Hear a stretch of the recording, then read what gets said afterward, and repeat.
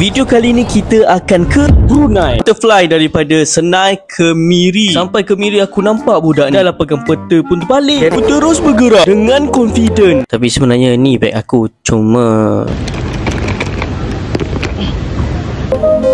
hari ni kita akan ke Brunei. Naik bed. Muat ke tak muat? Acah-acah. kita terus bergerak ke Bandar Seri Begawan Brunei. Tapi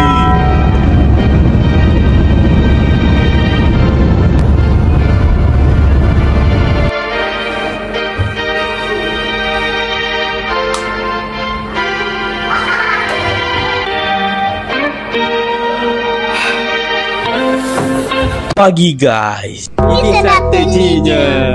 Untuk jadikan video ni lagi menarik, aku tanya ChatGPT 3 benda yang kita boleh tengok dekat Brunei ni. First adalah masjid mewah. So kita akan pergi 3 masjid yang cantik di dalam Brunei.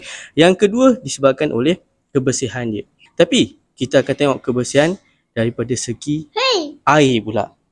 Kita akan naik boat. Ini ni krokodil.